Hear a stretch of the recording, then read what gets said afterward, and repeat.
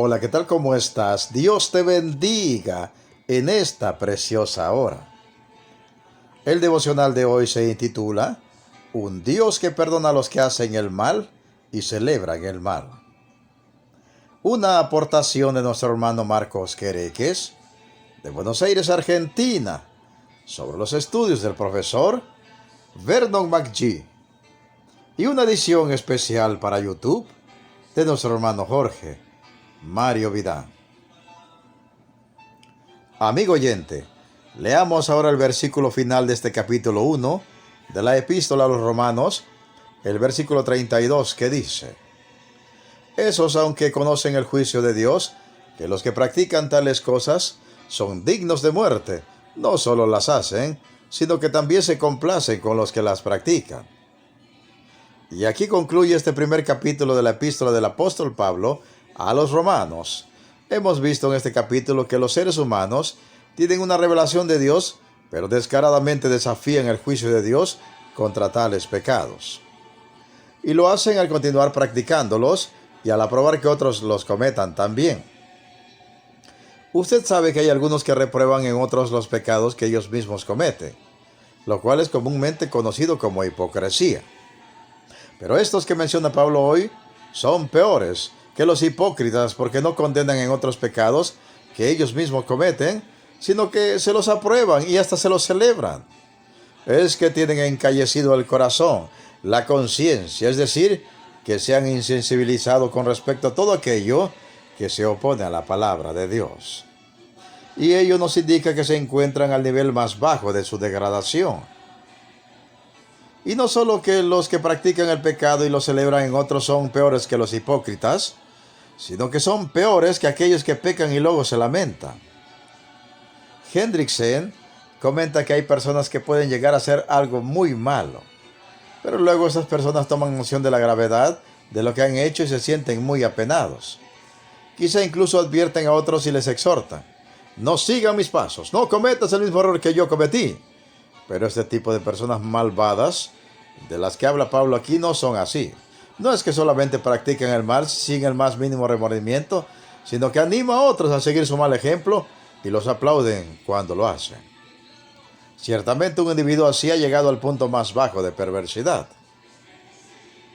Vernon McGee comenta entonces que no es extraño, pues, que el apóstol Pablo no se avergonzara del Evangelio de Cristo, porque el Evangelio había provisto el único medio de salvación para tal nivel de decadencia moral y espiritual, para una conducta tan destructiva para el alma, el cuerpo, el corazón y la mente de los hombres.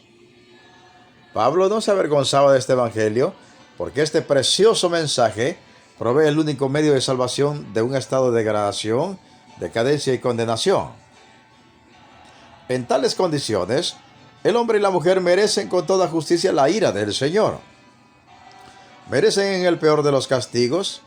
Como dice Clark, ¿de dónde viene toda esta violencia, inmoralidad, crueldad y degradación? Ocurre cuando los hombres abandonan el verdadero conocimiento de Dios, y el estado de la sociedad es un reflejo del juicio de Dios sobre ellos por esto. Aquellos que practican o se complacen con los que las practican tales cosas son dignos de muerte. Ellos son los objetivos dignos de la ira de Dios. Es por este poder de librar a los hombres inmorales de un estado tan degradante, de una condenación tan justa, que Pablo celebra el Evangelio y nosotros nos unimos a él en esta celebración por este glorioso Evangelio y poderoso, contrario a la celebración del pecado propio y del pecado de otros, lo cual podemos ver denunciado fuertemente hoy a través de este mensaje poderoso que es el Evangelio de Cristo. Hendrickson dice lo siguiente al respecto: al llegar al fin del capítulo y al mirar atrás, no debemos olvidar que el propósito verdadero de Pablo era el de demostrar que la palabra del hombre es tan grande que solamente Dios es capaz de rescatarla. Solo cuando el hombre acepta el camino de salvación divinamente designado, a saber, el de abrazar a Dios por la fe, puede ser salvo. Solo a Dios sea toda la gloria por su salvación tan grande.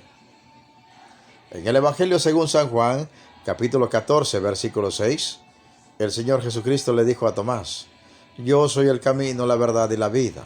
Nadie viene al Padre sino por mí. Sí, amigo oyente, el Evangelio ha presentado el único medio de salvación, y ese único medio de salvación es la persona del Señor Jesucristo, el Hijo eterno de Dios. Le invitamos en esta hora que usted acuda a Él y le acepte como su Salvador personal y pueda ser así libre de toda esta decadencia, vergüenza y condenación que hemos estudiado en detalle durante las últimas semanas. Por eso pregunto en esta hora, ¿huirá de esta vergüenza degradante que es presentada aquí como un pecado de lo más reprochable y digno de castigo? ¿O continuará en el mal, incluso animando a otros a hacer lo mismo que usted hace y celebrándolo? Huirá del mal y vendrá aquel que es el camino y la verdad y la vida. Meditemos y reflexionemos en la preciosa palabra de Dios y pongamos toda nuestra fe y todas nuestras obras en el Señor Jesucristo. Se despide de ustedes un siervo de Cristo y servidor de todos, Pedro Navarro Cartagena, y de los estudios de grabación de la Iglesia Cristiana, La Viña de Jesucristo, ubicada en Progreso, Yucatán, México.